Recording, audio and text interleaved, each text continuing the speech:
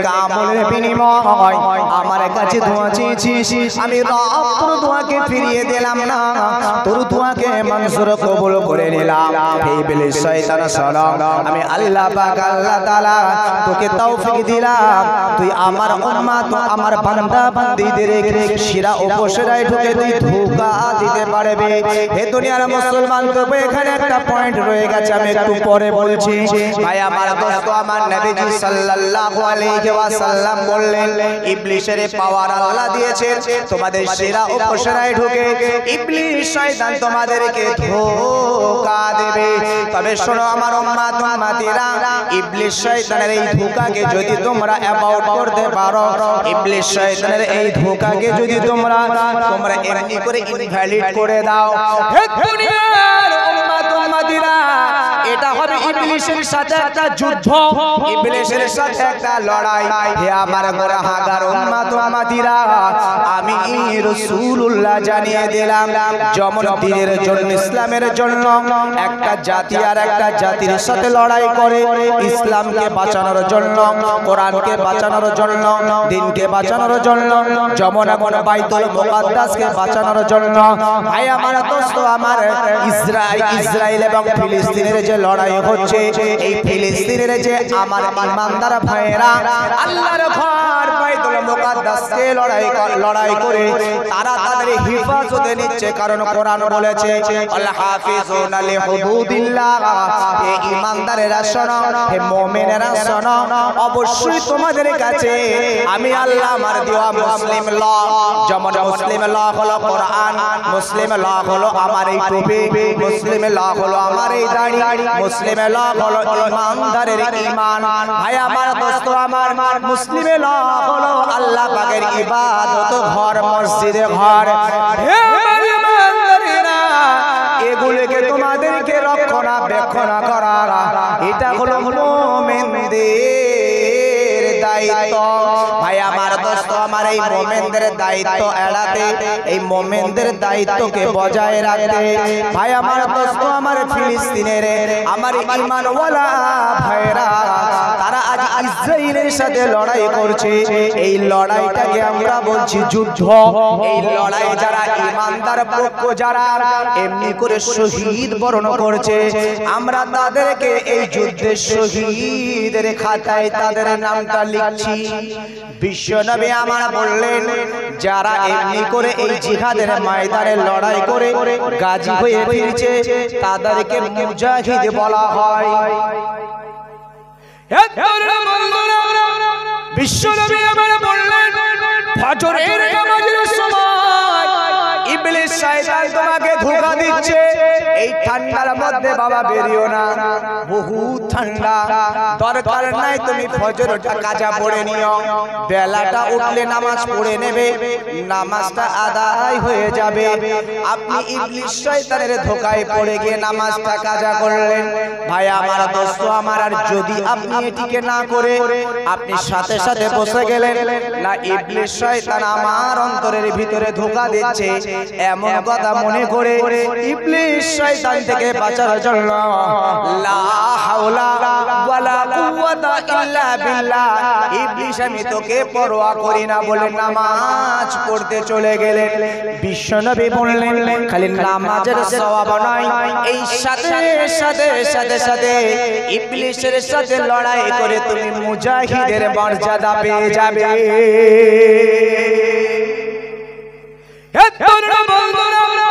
যারা যুদ্ধের ময়দানে ইসলামের জন্য, দ্বীনের জন্য, কোরআনের জন্য, মসজিদের জন্য যারা যুদ্ধের ময়দান থেকে যুদ্ধ করে শহীদ বরণ করবে, তাদের স্থান হলো আল্লাহর দয়ার জান্নাত। নবী বলেছেন খালি তাই নয়, তারা যুদ্ধের ময়দানে যদি তারা শহীদ বরণ না করে মুজাহিদ হয়েও ফিরে আসে, তারা যদি ইসলামকে বিজয় করে ফিরে আসে, আমি রাসূলুল্লাহ জানিয়ে দিলাম ওই মুজাহিদদের স্থান হলো আল্লাহর দয়ার জান্নাত। ভাই আমার দোস্ত আমার, আমরা যারা ইবলিস শয়তানের সাথে লড়াই করে মুজাহিদ বনে যাব, আমাদের জন্যই তো স্থান আল্লাহর দয়ার জান্নাত। ভাই আমার, দোস্ত আমার, ভুল বুঝলে হবে না, আমাদেরকে এগিয়ে চলতে হবে। ইবলিস শয়তানকে আমরা সব সময় অ্যাবাউট করব। ইবলিসকে অ্যাবাউট করতে গেলে আমাদের ভিতরে দ্বীনের জ্ঞান রাখতে হবে, ইসলামের জ্ঞান রাখতে হবে। ইবলিসের ধোঁকা কি আমাদেরকে বুঝতে হবে। ভালো কাজ করতে করতে যখনই মনে করবেন ধোঁকা আসছে, আপনি জানেন এটা ভালো কাজ, এটা সৎ কাজ, এটা নেক কাজ, তারপরও আপনার কাছে কোনো কিছুর বাধা হয়ে দাঁড়াচ্ছে, আপনি মনে করবেন ইবলিস আপনাকে অ্যাটাক করছে। কারণ ইবলিস আল্লাহর কাছে এই পাওয়ার চেয়ে নিয়েছেন। আল্লাহ আমাদেরকে এই ইবলিসের পাওয়ার চাওয়ার পরে আল্লাহ তাকে তৌফিক দিয়েছে। তবে এখানে একটা শ্রেণীর মানুষদেরকে মহান আল্লাহ ইবলিসকে লক্ষ্য করে ইবলিসকে বললেন, ইবলিস তবে তুমি একটা দল, একটা শ্রেণীর মানুষকে তুমি ধোঁকা দিতে পারবে না। খালি তাই নয়, আল্লাহ বললেন ইবলিস শোনো, ধোঁকা দেওয়া তো দূরের কথা, তোমরা তাদেরকে চোখেই দেখতে পাবে না। তারা কারা? যারা ইবলিসের এই ধোঁকায় পড়বে না। তারা কারা? না আল্লাহ পাকের নবী সাল্লাল্লাহু আলাইহি ওয়াসাল্লাম তিনি বললেন, মহান আল্লাহ পাকের নবী সাহাবীদেরকে নবীজি ডেকে বললেন, এ আমার নবী, এ আমার সাহাবীরা শোনো, পৃথিবীতে ঈমানদারের ক্যাটাগরি হলো দুই প্রকার। ঈমানদারের ক্যাটাগরি দুই প্রকার। কারণ কোরআন বলেছে, ইয়া আইয়ুহাল্লাযীনা আমানু দুখুলু ফিস-সিলমি কাফা। ঈমানদার ঈমান আনার পরে উদখুলু মানে প্রবেশ করো, ফিস-সিলমি ইসলামের ভিতরে কাফা পরিপূর্ণ তোমরা ইসলামের ভিতরে প্রবেশ করো। ঈমানদার ঈমান আনার পরে যারা পরিপূর্ণ ইসলামের ভিতরে যারা প্রবেশ করবে, এটা হলো একটা শ্রেণী। আর একটা শ্রেণী হলো ঈমান আনার পরেও মহান আল্লাহ বলছেন, ইয়া আইয়ুহাল্লাযীনা আমানুত্তাকুল্লাহ, হে ঈমানদারেরা তোমরা আমি আল্লাহ আমাকে ভয় করো, হাক্কা তুকাতিহি, ভয় করার মতন ভয় করো। মানে একদল ঈমানদার আছে তারা পরিপূর্ণ ইসলামের ভিতরে ঢুকে গেছে, আর একদল ঈমানদার আছে তারা আল্লাহকে পরিপূর্ণ ভয় করার মতন ভয় করেন। যেমন জুমার নামাজটা পড়ে, 5 ওয়াক্ত নামাজটা পড়ে, জুমার নামাজ পড়ে, 5 ওয়াক্ত নামাজটা পড়ে, রমজান মাস আসলে পেটে গ্যাস। ভুল বুঝবেন না, আমি ভুল বোঝানোর চেষ্টা করছি না। ঈমানদার হলো দুই রকমের ক্যাটাগরি। একটা হলো ঈমান আনার পরে পরিপূর্ণ ইসলামের ভিতরে ঢুকবে, আর একটা ঈমানদার হলো তারা আল্লাহর প্রতি ভরসা বিশ্বাস ঈমান আনার পরেও আল্লাহকে পরিপূর্ণ তারা মানবে না, পরিপূর্ণ মান্যতা দেবে না। আল্লাহ বলবে হাক্কা তুকাতিহি, তোমরা মানার মতন মানো, ভয় করার মতন ভয় করো। মানে আমরা ঈমান আনার পরে যেমনটি ভয় করি, এই যে একটা ক্যাটাগরি আছে। তো নবীজি সাল্লাল্লাহু আলাইহি ওয়াসাল্লাম এই দুটো ক্যাটাগরিকে বোঝাচ্ছেন। ভাই আমার, দোস্ত আমার, সাহাবীদেরকে ডেকে বললেন, সাহাবীরা শোনো, একদল ঈমানদার তারা কিছুটা ইসলামের ভিতরে ঢুকেছে আর কিছুটা বাইরে আছে, তবে ওরা সংরক্ষিত নয়। ওরা সংরক্ষিত নয়। কেমন? আল্লাহর নবী সাল্লাল্লাহু আলাইহি ওয়াসাল্লাম বলেন, সাহাবীরা বলো, মনে করো তোমরা রাস্তা দিয়ে হেঁটে হেঁটে যাচ্ছ, বেশ কিছু রাস্তা যাবার পরে তোমাদের চোখের সামনে তোমরা দেখতে পেলে কোনো একটা গর্তের ভিতরে কোনো একটা সর্প, কোনো একটা বিষাক্ত সাপ, সে মাথাটা ঢুকিয়ে কিছুটা শরীর ভিতরে রেখেছে আর কিছুটা শরীর বাইরে রেখেছে, একটা বিষাক্ত সাপ। তখন তোমার করণীয় কি? যদি বিষাক্ত সাপ আমরা দেখি, শরীয়ত সাপোর্ট করেছে, যার দ্বারা আমাদের ক্ষতি হতে পারে, যার দ্বারা আমাদের ক্ষতি হতে পারে, যার দর্শনে আমরা মারা যেতে পারি, যার জন্য হয়তো রাতের বেলা ঘুমিয়ে আছি, হয়তো আমার ঘরের ভিতরে ঢুকে আমাকেই কামড় দিতে পারে, এই রকম বিষাক্ত সাপ, যে সাপের কারণে আমি মারা যেতে পারি, এই সাপ দেখলে মারা ইসলাম রাইট করেছে।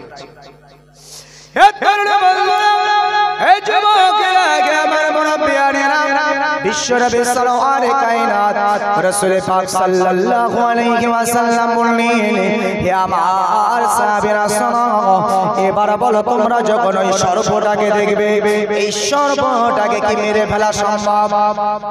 যে অর্ধেক বেরিয়ে আছে তাকে কি মেরে ফেলা সম্ভব? সাহাবীরা বললেন, জি হুজুর, অনায়াসে মেরে ফেলা সম্ভব। আর যদি কোনো সর্প তোমাদের সম্মুখে গর্ত আছে, তুমি দেখলে মনে হয় এই গর্তের ভিতরে সর্প আছে, তুমি দেখতে পাচ্ছ না কিন্তু আন্দাজ করে বলছো এর ভিতরে সর্প আছে, হয়তো আছেও সঠিক, আছেও সঠিক, কিন্তু তুমি বলো সাহাবী ওই যে সর্পটা গর্তের ভিতরে আছে ওটা কি মারা সম্ভব? সাহাবীরা বললেন ইয়া রাসূলুল্লাহ ইয়া হাবিবাল্লাহ হুজুর তবে নিশ্চিত নয়, যদি গর্ত খুঁড়তে খুঁড়তে পাওয়া যায় তবে মারা সম্ভব, নচেত নয়। আর যদি আমরা জানতেই না পারি সর্পটা কোথায় লুকিয়ে আছে কিভাবে আছে, যিনি পর্দা করে যিনি গোপন করে আছেন তার সম্পর্কে বোঝা কখনো সম্ভব নয়। হে তরুণ বন্ধুরা, হে আমার যুবকেরা, বিশ্বনবী সরওয়ারে কায়নাত রাসূল পাক সাল্লাল্লাহু আলাইহি ওয়াসাল্লাম তিনি কোরআনের এই আয়াত দ্বারা সাহাবীদেরকে বোঝাচ্ছিলেন, হে আমার উম্মাহ, হে আমার সাহাবীরা মনে রাখো, ইয়া আইয়ুহাল্লাযীনা আমানু, যারা ঈমান আনার পরে উদখুলু, যারা প্রবেশ করবে, মানে গর্তের ভিতরে, মানে বাউন্ডারির ভিতরে, প্রবেশ শব্দটা সব জায়গায় কিন্তু মানানযোগ্য না। রাস্তা দিয়ে হেঁটে হেঁটে কেউ যাচ্ছে, গ্যাস ভাইকে দেখলে বললাম রাস্তা দিয়ে ওইদিকে গ্যাস ভাই গেছে, আমি যখন জলসার মধ্যে ঢুকলাম, মসজিদের ভিতরে ঢুকলাম, কোন ঘরের ভিতরে ঢুকলাম, কোন মক্তব মাদ্রাসাতে ঢুকলাম, কোন কারখানায় ঢুকলাম, যদি কেউ জিজ্ঞাসা করে গ্যাস ভাইকে দেখলে দেখলাম ভাই একটু আগে জলসার ওই প্যান্ডেলের মধ্যে প্রবেশ করেছে। প্রবেশ শব্দটা যার একটা বাউন্ডারি আছে সেখানে এই প্রবেশ শব্দটা মানানযোগ্য। নবীজি বলছে কোরআনের বাচন ভঙ্গি, ইয়া আইয়ুহাল্লাযীনা আমানু, ঈমান আনার পরে উদখুলু, যারা বাউন্ডারির ভিতরে, যারা গর্তের ভিতরে প্রবেশ করবে সেই বাউন্ডারিটা হবে ফিসিলমি, অর্থাৎ ইসলামের বাউন্ডারির ভিতরে ঢুকবে। আল্লাহর নবী বলছে খালি ঢুকবে তাই নয়, কাফা, পরিপূর্ণ, অর্ধেক বাইরে আর অর্ধেক ভিতরে নয়, পরিপূর্ণ ভিতরে ঢুকবে। মহান আল্লাহ পাকের নবী বলে ওই মানুষগুলোকে মহান আল্লাহ ওই দিনই বলেছিলেন, ইবলিস তুমি ধোঁকা দিতে পারবে, কিন্তু যারা আমার উপরে ঈমান আনার পরে পরিপূর্ণ ইসলামের ভিতরে প্রবেশ করবে তুমি তাদেরকে দেখতেই পাবে না। একবার জোরে বলো হলো হলো।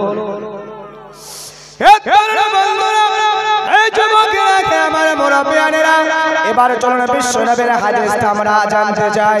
বিশ্বনবী সাহাবীদেরকে বললেন, সাহাবীরা যদি কোনো একটা সর্প, বিষাক্ত সর্প তোমার ঘরের ভিতরেও থাকে, যাদের আমাদের মাটির ঘরে ছিল আগে, ভাই আমার দোস্ত, আমার একটা সময় মাটির ঘর ভাঙার পরে ওই ঘর থেকে ডজন ডজন বিষাক্ত সাপ বেরিয়েছে, কথা ঠিক না বল?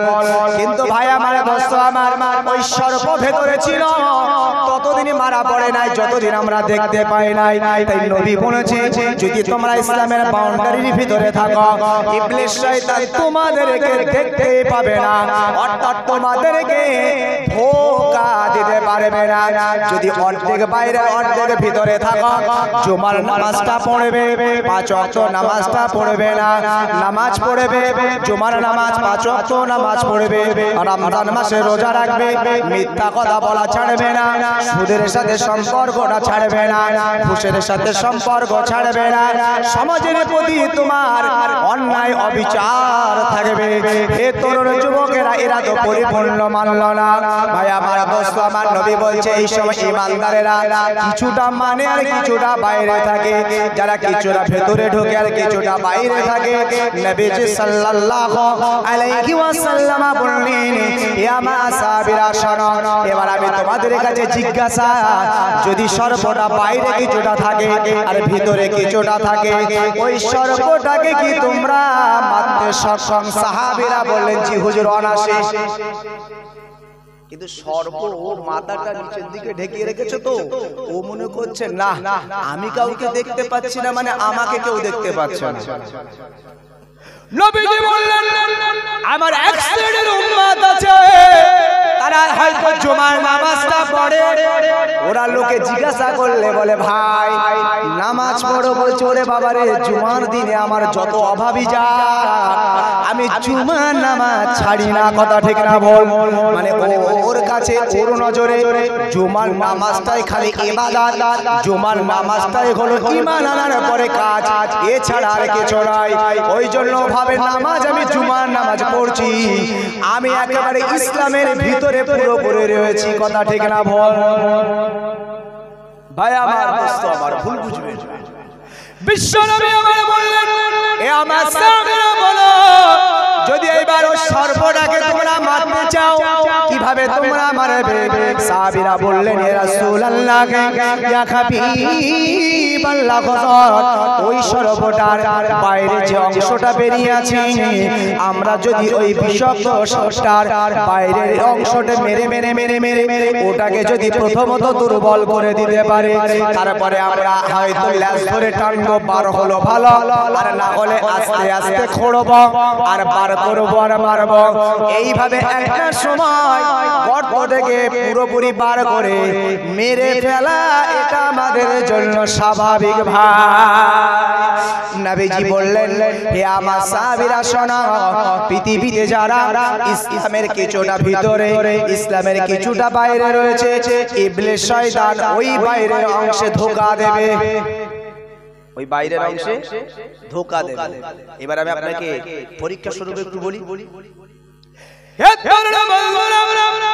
বিশ্বনবী সাল্লাল্লাহু কায়নাত রাসূল পাক সাল্লাল্লাহু আলাইহি ওয়াসাল্লাম সাহাবীদের মাঝে কোরআন দিয়ে অপারেশন করলেন। মনে করুন আমি একজন নামাজি, আমি একজন রোজাদার, আমি একজন হাজী সাহেব মানুষ, আমি একজন আল্লাহওয়ালা মানুষ। ভাই আমার, দোস্ত আমার, এমন ব্যক্তিদের ভিতরে এমন সিফাত, এমন গুণ কি আপনি খুঁজে পান, আমি আপনাকে ইশারা দিলে বুঝতে পারবেন আমি একজন আলেম, আমি একজন ইমাম, আমি একজন নেতা, আমি একজন মাতব্বার, আমার ইসলামের কোনো কিছু বাকি নাই, কিন্তু আমার ভিতরে অহংকার তাকাব্বুরের কমি নাই। আমার ভিতরে তাকাব্বুর আছে, অহংকার আছে, ফকর আছে। কোরআন দিয়ে নবী ওয়াজ শুনালেন, এ দুনিয়ার উম্মাতুল মাদিনা, আল্লাহ বলেছেন আবা ওয়াস্তাকবারা ওয়া কানা মিনাল কাফিরিন। যারা তাকাব্বুরে করলো, যারা অহংকার করলো, যারা ফকর করলো, নামাজি হতে পারে। নামাজি চাচা আমারা বলছে আমি 5 ওয়াক্ত নামাজি, ওর এত বড় সাহস, জুমার নামাজ পড়ে ও আমার উপরে কথা বলে। বলছে আমি হাজী সাহেব, আমি একজন আলেম, ওর এত বড় সাহস, ও আমার সামনে মুখ তুলে কথা বলে, মানে কত বড় লাশেব হয়ে গেছে। ভুল আমায় বুঝবেন না, রাসূল পাক সাল্লাল্লাহু আলাইহি ওয়াসাল্লাম বলেছেন, হে আমার উম্মত উম্মতিরা, যে মানুষ মানুষকে ভালোবাসে না, যে মানুষ মানুষকে স্নেহ করে না, যে মানুষ মানুষকে সম্মান করে না, আমি নবীজি সাল্লাল্লাহু আলাইহি ওয়াসাল্লাম জানিয়ে দেই, ওই মানুষটা আমার উম্মত নয়। আমি আলেম হলে, হাজী হলে, নামাজি হলে, পরেশগার হলে, দিনদার হলে, নেতা হলে, মাতব্বার হলেও যদি আমি কোনো মানুষকে ছোট মনে করি, আমি তাকে তার সম্মুখে আমি নেতা, আমি আলেম, আমি জ্ঞানী মানুষ বলে অহংকার ফকর করব, নবীজি বলছে ওই মানুষটা ওই স্নেহ না করার কারণে, ভালো না বাসার কারণে ওর আমার উম্মতের পরিচয় রইল না। কোরআন বলছে যারা তাকাব্বুরি করে, যারা অহংকার করে, নামাজি, রোজাদার, আলেম, হাজী, গাজী, যে দরের মানুষ হোক না কেন, আমি যেমন তাকাব্বুর করার কারণে যে ইবলিস যে আমার জন্য এত ইবাদত করেছে, এত উপাসনা করেছে, আমি আল্লাহ পাক, আল্লাহ তাআলা তারপরও তাকে কাফেরদের দলভুক্ত করে দিয়েছি। এই কোরআন আজও আছে, কিয়ামত পর্যন্ত থাকবে, যত নবীর উম্মত উম্মতি আসবে সবার জন্য এই আয়াত প্রযোজ্য।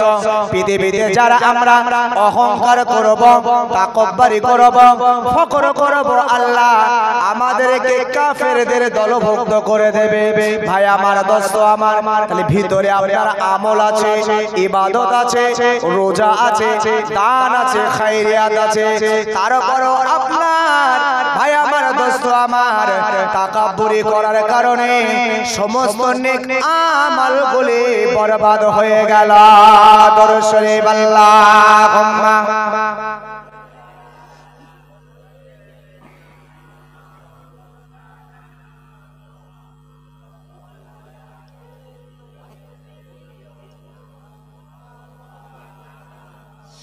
জন্ম আমার নবীর যুগে হলে কেমন হতো জন্ম আমার নবীর যুগে হলে কেমন হতো দোনায়নে রাসূল পাক দেখলে কেমন হতো জন্ম আমার নবীর যুগে হলে কেমন হতো আসসাব সে হযরত বিলালের মধুর আযান যে আজানে ছিল এত মুগ্ধ রহমান দয়ার নবীর পিছে নামাজ পড়লে কেমন হতো আল্লাহুম্মা সাল্লি আলা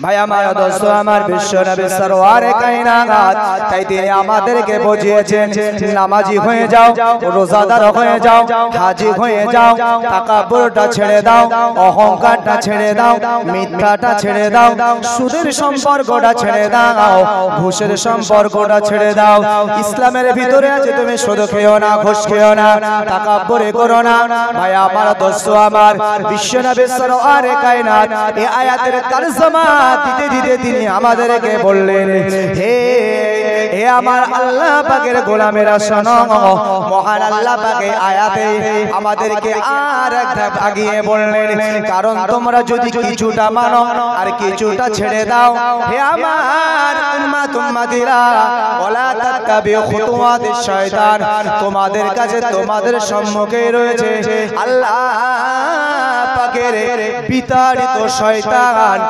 মানব জাতির চরম এবং পরম শত্রু ইবলিস শয়তান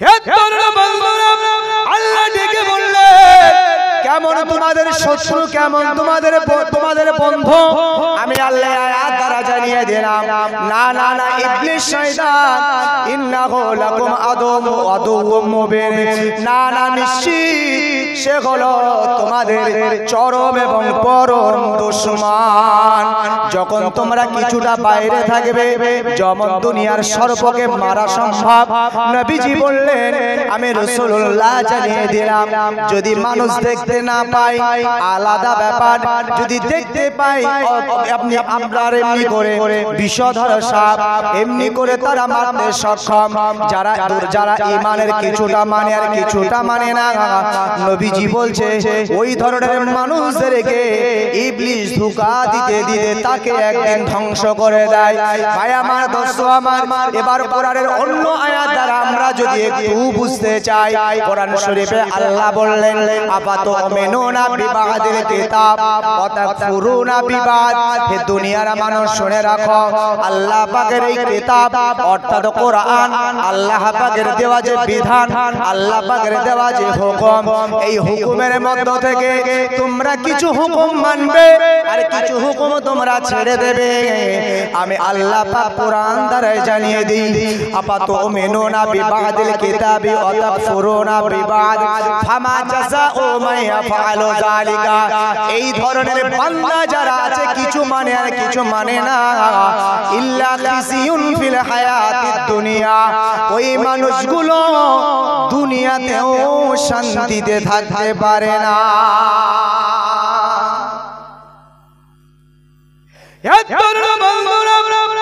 আজ আমরা সমাজে লাঞ্ছিত সমাজে আমরা বঞ্চিত দেশে আমরা লাঞ্ছিত দেশে আমরা বঞ্চিত সারা পৃথিবী ব্যাপী আমরা লাঞ্ছিত সারা পৃথিবী ব্যাপী আমরা বঞ্চিত আমরা কি একবার নিজেদের বিবেক দিয়ে ভাবলাম না যে আল্লাহ পাকের কিতাব আমাদের গাইড বুক কোরআন এই কোরআন আমাদেরকে কি বলেছেন আসলে আমরা সেই কোরআনের মান্যতা না দেওয়ার কারণে পৃথিবীর জমিনে এই লাঞ্ছিত বঞ্চিত হচ্ছি ভাই আমার এই যে লাঞ্ছিত বঞ্চিত হচ্ছি শুধুমাত্র আল্লাহ বলছে ইল্লা খিজিউন ফিল হায়াতিদ দুনিয়া, কিছু মানো আর কিছু না মানার কারণে ইচ্ছা মতন তোমাদের জীবন যাপন, ইচ্ছা মতন তোমাদের জীবন বাসার আমি আল্লাহ এই শ্রেণীর মানুষ যারা রয়েছে তাদেরকে সুখে রাখিনি দুনিয়াতে।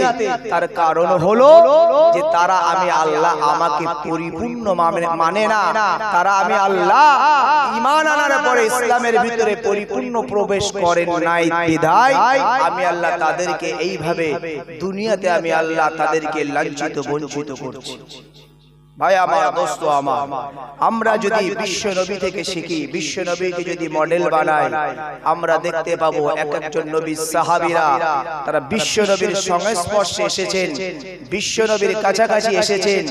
বিশ্ব নবী সরওয়ারে কায়নাত রাসূল পাক সাল্লাল্লাহু আলাইহি ওয়াসাল্লাম তাদের সম্মুখে খালি কোরআন এবং হাদিসের কথাগুলো উপস্থাপন করেছেন। সাহাবীরা এক বাক্যে খালি শিকার নয়, জীবনে আমল দিয়ে বাস্তবায়ন করেছে। একবার জোরে বলুন। তাই তো নবীর এক একজন সাহাবীর আল্লাহ এত দরজা করে দিয়েছেন। নবীজি বলেছেন আমার একটা সাহাবী আসহাবিকান নুজুম, আকাশের উজ্জ্বল নক্ষত্রের ন্যায়। তোমরা যদি আমি রাসূল আমাকে কেউ পেতে চাও, আল্লাহকে পেতে চাও, তোমরা যদি আমার কোন সাহাবীদেরকে অনুসরণ করো, আমি রাসূল বলছি আমার সাহাবীদের অনুসরণ করার কারণে তোমরা আল্লাহ এবং আল্লাহর রাসূলকে পেয়ে যাবে। তারা যখনই রাসূল থেকে পেয়েছেন তারা সাথে সাথে রাসূলুল্লাহর দেওয়া ওই আমলগুলো তারা জীবনে বাস্তবায়ন করেছে। বিশ্বনবী বললেন পৃথিবীতে তো আমি সারা জীবন থাকবো না, পৃথিবীতে তো সারা জীবন আমার তোমরা সাহাবী সবাই আমার সাহাবী হতে পারবে না, তবে আমার পৃথিবীর উম্মাত উম্মাতিরা মনে রাখো আমি রাসূল পাক সাল্লাল্লাহু আলাইহি ওয়াসাল্লাম বলছি আমার এই ইসলাম তোমাদের কাছে পৌঁছানোর জন্য পৃথিবীতে একটা দল, একটা শ্রেণীর মানুষ যারা আমি রাসূল বলছি আল উলামা ওয়ারাসাতুল আম্বিয়া, আমার ওয়ারিস হিসাবে, আমার রিশতেদার হিসাবে, আমার দ্বারা সন্তান হিসেবে দুনিয়াতে তোমাদের কাছে ইসলাম পৌঁছে দেবে।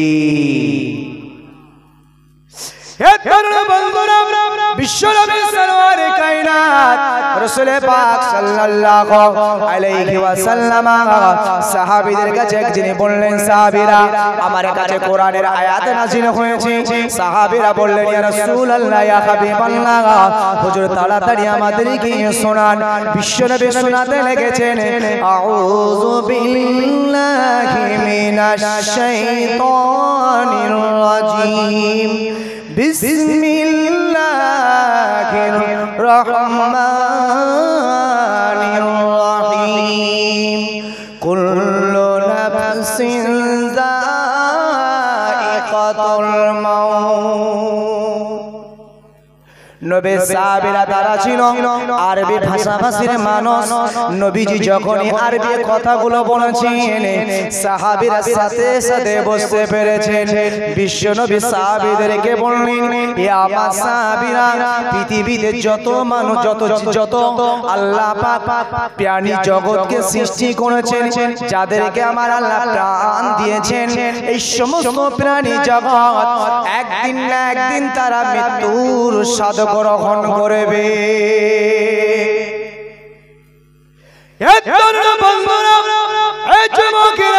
আমার মুরব্বিয়ানেরা যখন নবীজি কথা বললেন সাথে সাথে সাহাবীরা চোখের পানি ফেলতে লেগেছেন, সাহাবীরা কাঁদতে লেগেছেন।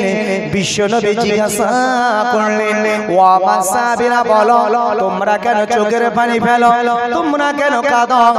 মরণের কথা কি তোমাদের স্মরণ হলো? মৃত্যুকে কি তোমরা ভয় পাও? মরণের কথা আমি বলার সাথে সাথে তোমরা কাঁদো। সাহাবীরা বললেন না ইয়া রাসূলুল্লাহ ইয়া হাবিবাল্লাহ হুজুর আমরা মারা যাব, মরে যাব, এজন্য আমরা কাঁদি না। কেন সাহাবীরা কাঁদো? সাহাবীরা বলতে লেগেছেন ইয়া রাসূলুল্লাহ ইয়া হাবিবাল্লাহ হুজুর আমরা কাঁদি শুধুমাত্র কারণ হলো আমাদের জীবনের আমরা পরোয়া করি না, আমরা মারা যাব এজন্য নয়। ইয়া রাসূলুল্লাহ ইয়া হাবিবাল্লাহ হুজুর এই দুনিয়া ছেড়ে আপনিও একদিন বিদায় নেবেন, আপনিও একদিন ইন্তেকাল করবেন, আপনিও একদিন পরলোক গমন করবেন। হুজুর আমরা কাঁদি এজন্য নয়, তবে কাঁদি ইয়া রাসূলুল্লাহ, ইয়া হাবিবাল্লাহ হুজুর আপনি যদি ইন্তেকাল করেন, আপনি যদি পরলোক গমন করেন, হুজুর আমরা আর কোরআন এবং হাদিসের আলোচনা পৃথিবীতে আর শুনতে পাব না। এই জন্যই আমরা সাহাবীরা কাঁদি। হুজুর আপনার কাছে কোরআনের বার্তা এমনি করে আপনার মুখ মিশ্রিত বাণী হাদিস পাকগুলো শুনি, আমরা আমাদের জীবনের আমাল করি, আখিরাতের জন্য আমরা আমাদের পুঁজিগুলো ইনভেস্ট করি। হুজুর আপনি যদি দুনিয়া থেকে বিদায় নেন, তাহলে তো আমরা এই সমস্ত নেক কাজগুলি থেকে আমরা মাহরুম হয়ে যাব। হুজুর কাদি শুধুমাত্র কেবলমাত্র আপনার থেকে কোরআন এবং হাদিসের আলোচনা পাবো না তাই। আর এখন যদি কোরআন ও হাদিসের আলোচনা করা হয়, এরা হলো নবীর উম্মত, এরা হলো আল্লাহর বান্দা, এরা হলো ঈমানদার, এরা মুমিন বলে দাবিদার, এরা নাকি মুসলমান ঘরে জন্ম নিয়েছে। ভাই আমার, দোস্ত আমার, কোরআন এবং হাদিসের আহ্বান যেখানে হবে হাত ধরে টানলেও টেনে ছিটকে পালাবে, কথা ঠিক না বল? যদি রাস্তার ধারে ফাংশন হতো, ভালো যদি ড্যান্সার নিয়ে এসে ড্যান্স করানো যেত, এই যুবক ছেলেরা যারা রাস্তায় ঘুরছে এদেরকে ধরে রাখা যেত। তবে আমি চাই না হাতে, এই যে আমার হাতে মোবাইল আছে, এখানে ভাই অনেক কিছু জানলে জানা যায়। দেখেছি কত আপনার গানের মঞ্চে শ্রোতা ভাই, শ্রোতা গান শুনতে শুনতে এমনি করে ড্যান্স করতে করতে আমি দেখেছি কত লোক হিড়িকে আপনার যেখানে গান করছে, সিঙ্গাররা যেখানে বসে থাকে, ভাই আমার, দোস্ত আমার, তাদের গান বন্ধ করে স্টেজে উঠে নাচানাচি শুরু করে দেয়।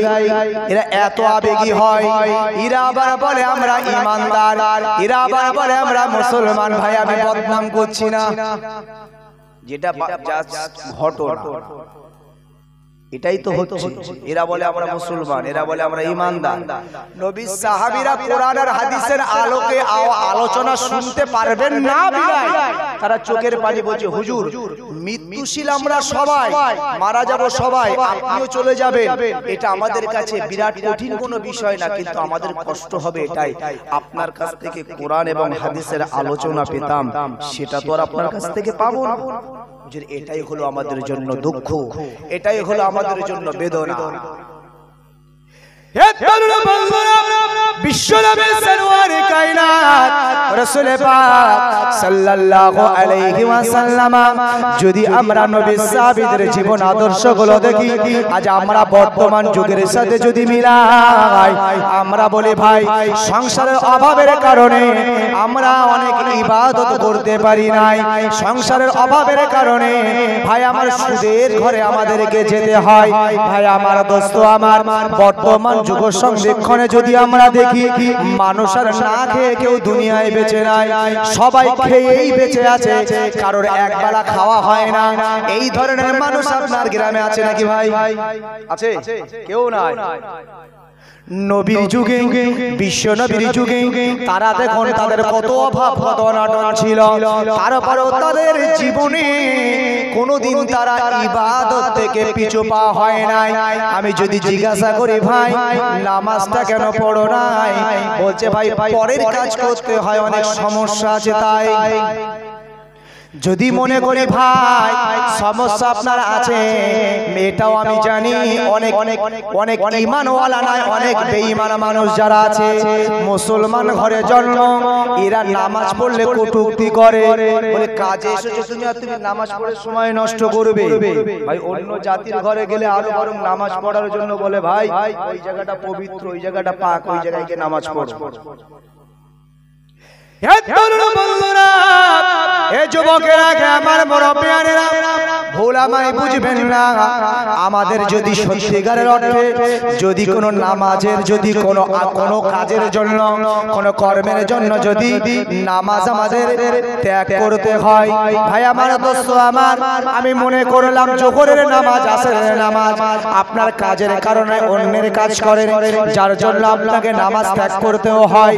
যদিও আমি বলবো, যদি আপনি কৌশল অবলম্বন করেন, সেটার ক্ষেত্রেও আপনার সমস্যা হবে না। আপনি বলবেন, ভাই আমার বিশ্রামের দরকার নাই, আমি অন্যের কাজে এসেছি, তাই অন্তত আমি জোহরের 12 রাকাত নামাজ না পড়ে অন্তত আল্লাহর হুকুম আমি 4 রাকাত ফরজ নামাজটা আদায় করে নিই, 5টা মিনিট বিশ্রাম না করে ওই সময়টা আমি জোহরের নামাজে দেব। অসুবিধা হবে ভাই? কেউ ডিস্টার্ব করবে? অসুবিধা নাই। তারপরেও আমি বলবো, যদি নামাজ পড়া সত্যি যদি অসুবিধা হয়, তারপরেও ইসলামের সিস্টেমে রয়েছে, পদ্ধতি রয়েছে, আপনি ওগুলিকে পরে কাজ আদায় করে নেন, তো কাজও করতে পারবেন। তবে নামাজ ত্যাগ করা যাবে না। কখন আপনি ত্যাগ করতে পারবেন নামাজ? যখন আপনি বিছানায় শুয়ে যাবেন, না তাও ইসলাম সাপোর্ট করে নাই। ভাই আমার, দোস্ত আমার, আপনি অসুস্থ, তারপরেও ইসলাম সাপোর্ট করে নাই। যদি আপনি হাত পা নাড়তে না পারেন, ইসলাম তারপরেও সাপোর্ট করে নাই। আপনি শুয়ে পড়ে ইশারায় নামাজ পড়ুন। আপনি অসুস্থ মানুষ, বসে বসে আপনি নামাজ পড়ুন। তবে বর্তমান আর একটা নামাজ বেরিয়েছে, ডিজিটাল নামাজ, যেটা হলো মসজিদে চেয়ারে বসে নামাজ। তবে আমি ভাই আপনাকে বলবো, হাদিস এবং কোরআনের আলোকে বিশ্বনবীর জামানায় চেয়ার ছিল, বিশ্বনবীর জামানায় কুরসি ছিল। তৎসময়ে অনেক সাহাবীরা অসুস্থ হয়েছিল, অনেক মানুষ অসুস্থ ছিল। নবী তাদেরকে বলেছিলেন, ও আমার সাহাবীরা, ও আমার উম্মতিরা, তোমরা বসে নামাজ পড়ো, শুয়ে নামাজ পড়ো, ইশারায় নামাজ পড়ো। নবী চেয়ারে নামাজ পড়ার কথা বলে নাই। মসজিদগুলোতে যদি চেয়ার থাকে ভাই, আমি বলবো সব বার করে দেবেন, নেকি হবে আপনার। প্রথম নাম্বার, কাতারি সোজা হয় না। প্রথম নাম্বার, চেয়ার রাখলে কাতারি সোজা হয় না। নবীর জামানায় তো চেয়ার কুরসি ছিল। নবীর জামানায় অসুস্থ হলে নবীজি তো বলতে পারতেন, বাবা তোমরা চেয়ারে বসে নামাজ পড়ো। খবরদার, চেয়ারে বসে নামাজ পড়বে না। চেয়ারে বসে নামাজ পড়ার বিধান কোথাও নাই। আপনি বসে পড়বেন, কোনো অসুবিধা নাই। আপনি বলবেন আমার পা পশ্চিম দিকে চলে যাবে, তাতেও শরীয়ত সাপোর্ট করেছে। আপনি পশ্চিম দিকে পা দিয়েই নামাজ পড়বেন, কোনো অসুবিধা নেই।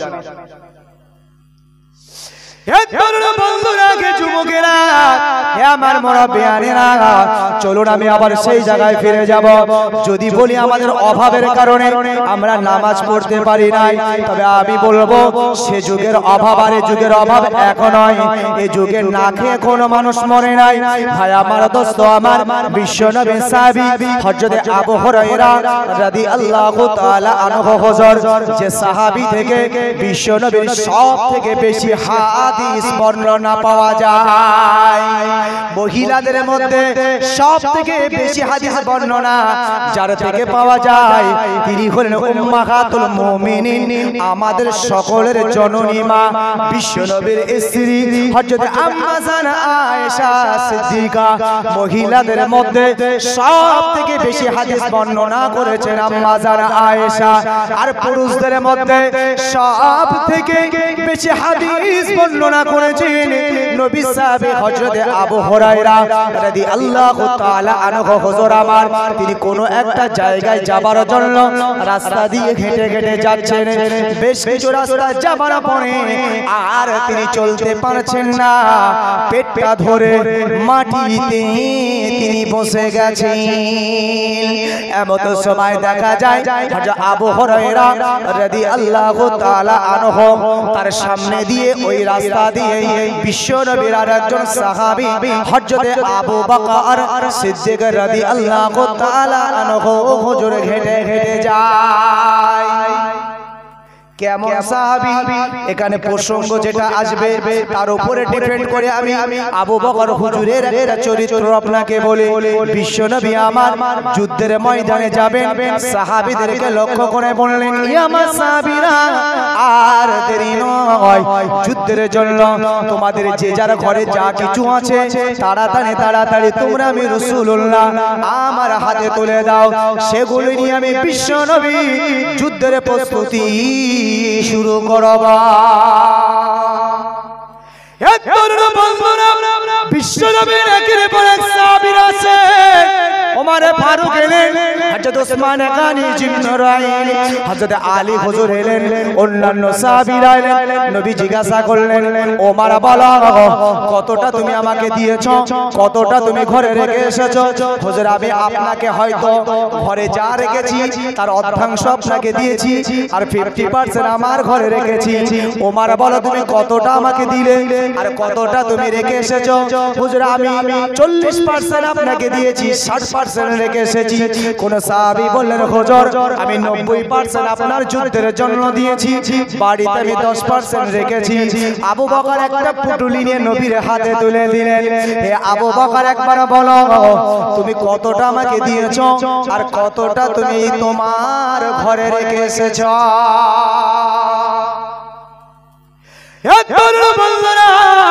হযরত আবু বকর সিদ্দিক রাদিয়াল্লাহু তাআলা আনহু এত দানি ছিলেন, এত দানি ছিলেন। হযরত আবু বকর হুজুর বললেন, ইয়া রাসূলুল্লাহ ইয়া হাবিবাল্লাহ হুজুর আমার ঘরে যত অর্থ যত বিত্ত ছিল সবগুলোকে আমি ঝাড়ু দিয়ে এক জায়গায় করে আমার এই পুটুলির মধ্যে নিয়েছি, আর সমস্ত অর্থবিত্তগুলো আমি আপনার সামনে ওয়াকফ করেছি, আপনার সামনে দান করেছি। আবু বকর একবার বলো তোমার ঘরে তুমি কি রেখে এসেছো? ওই সময় আবু বকর বললেন, ইয়া রাসূলুল্লাহ ইয়া হাবিবাল্লাহ আমি আবু বকর আমার ঘরে আল্লাহর রাসূল ছাড়া কিছু রাখি না। সেই আবু বকর যাচ্ছেন, হযরত আবু হুরায়রা রাদিয়াল্লাহু তাআলা আনহু হুজুর আমার ওই সময় নবী সাহাবী আবু বকরকে দেখে একটু আনন্দ পেলেন। ওই সময় আবু বকরকে দেখে বললেন, ভাই নবী সাহাবী আবু বকর ভাই একটু দাঁড়িয়ে যান, আমি আবু হুরায়রা বড় ক্ষুধার্ত, আমার পেটে এত ক্ষুধা, আমি আমার যে গন্তব্যে যেতে চাই, হে আবু বকর আমি আর যেতে পারি না, আমার ক্ষুধার যন্ত্রণায় আমি আর আমার পা আগে ফেলতে পারি না। ভাই আবু বকর যদি খাবার কিছু থাকে তুমি আমি আবু হুরায়রা আমাকে দাও। আবু বকর যে আবু বকর এত দানি এত দানশীল যে আবু বকর হুজুর বলছে যে যখন নবীজি বললেন সব কিছু দিনের জন্য ইসলামের জন্য তিনি নবীর কাছে দান করলেন, আর সেই দানি মানুষটা হযরত আবু হুরায়রার দিকে তাকিয়ে লজ্জা পেয়ে গেলেন, চোখের পানি ঝরঝর করে ফেলে বলছে, আবু হুরায়রা তুমি আমার কাছে চাচ্ছ, আমি আবু হুরায়রা নিজেও ক্ষুধার্ত, একবার জোরে বলুন। আবু বকর ডেকে বলছেন, আবু হুরায়রা তুমি আমার কাছে খাবার চেয়েছো ক্ষুধার্তর জন্য, তুমি আমার কাছে হাত পেতেছো, কিন্তু আমি আবু বকর হে আবু হুরায়রা তোমাকে কি বলবো ভাই, আমি আবু হুরায়রাও বড় নিজে ক্ষুধার্ত, আমার কাছে অর্থ নাই, আমার ঘরে খাবার নাই, আমি নিজেও আবু বকর ক্ষুধার্ত।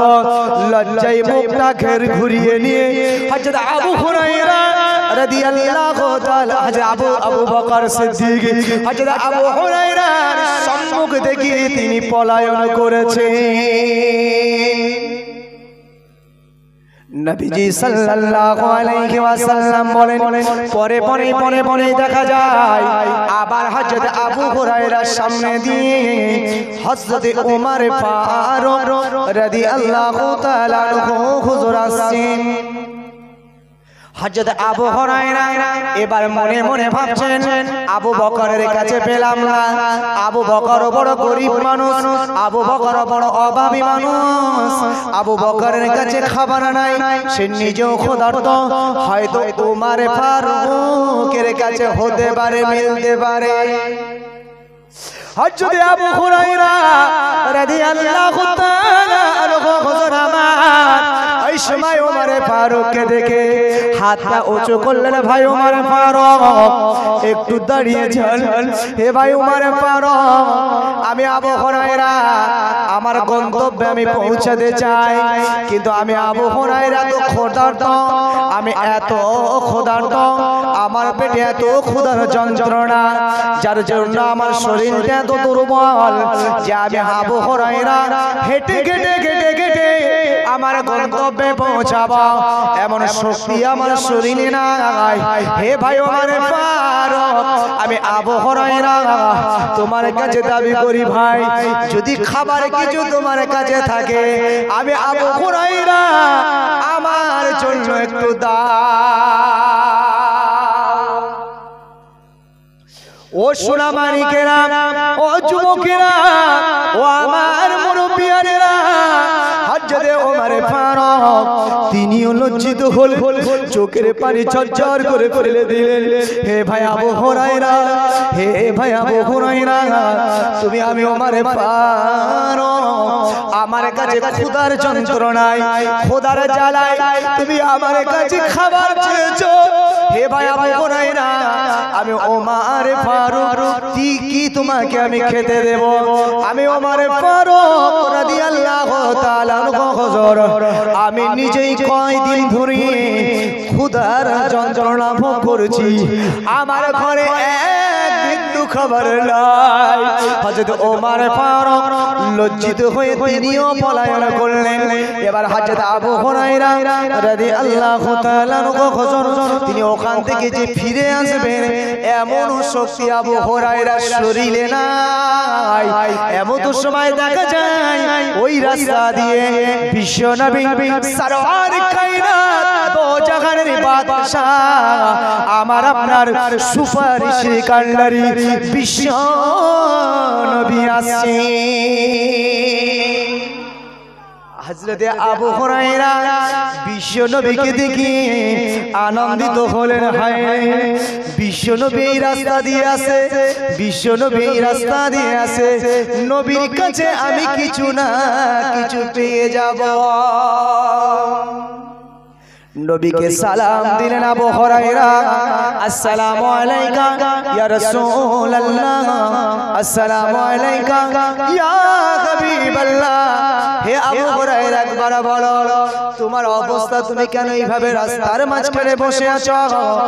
আবু হুরায়রা বললেন, ইয়া রাসূলুল্লাহ ইয়া হাবিবাল্লাহ, আমি আবু হুরায়রা খামাখা বসি নাই, আমি কয়েকদিন যাবত আমার ঘরে খাবার নাই, কিছু খেতে পাই নাই, এত ক্ষুধার যন্ত্রণা, এত ক্ষুধার জ্বালা।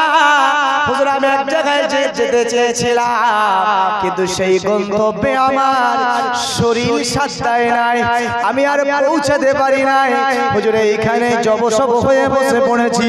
হুজুরের আগে এলেন আবু বকর, আবু বকরের কাছে চাইলাম, আবু বকর দিতে পারলো না। উমর এলো, উমরের কাছে চাইলাম, উমরও দিতে পারলো না। ইয়া রাসূলুল্লাহ ইয়া হাবিবাল্লাহ হুজুর, আমি আপনার কাছে আবেদন করব, যদি খাবার আর কিছু থাকে হুজুর দয়া করে একটু আমার জন্য ব্যবস্থা করো।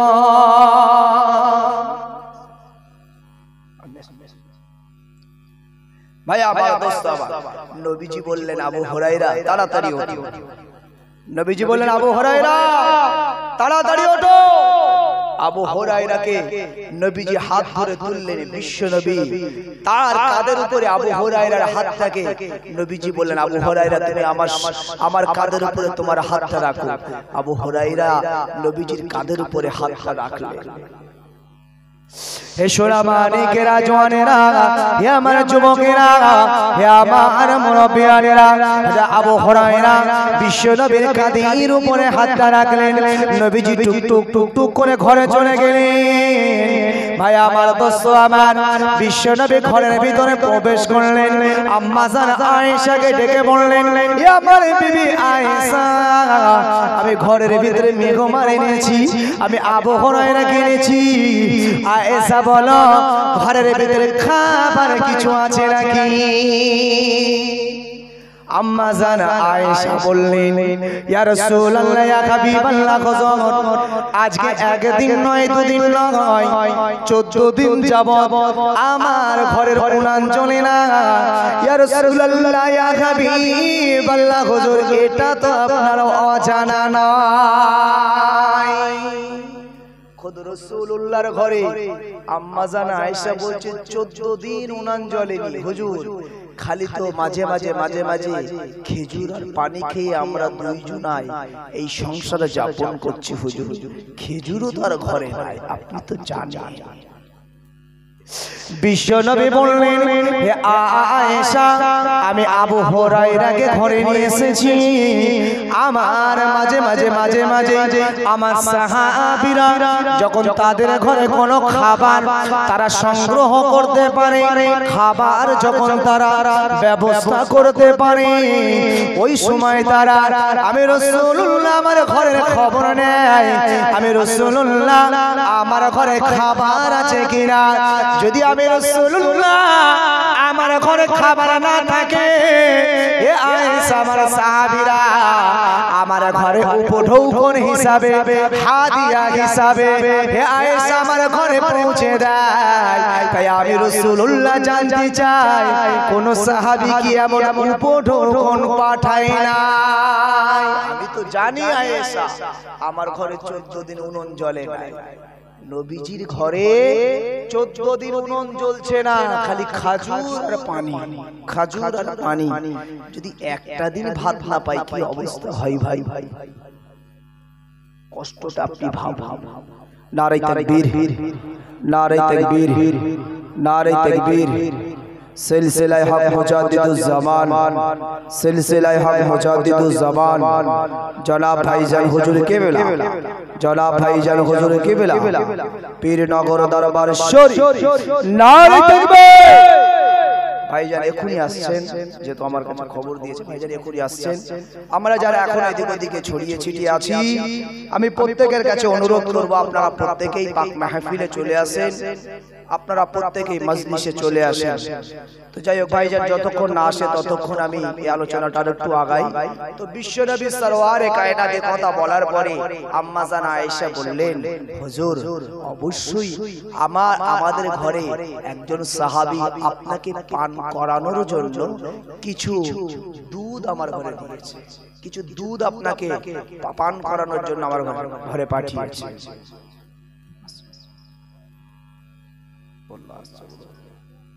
নারে তাকবীর, নারে তাকবীর।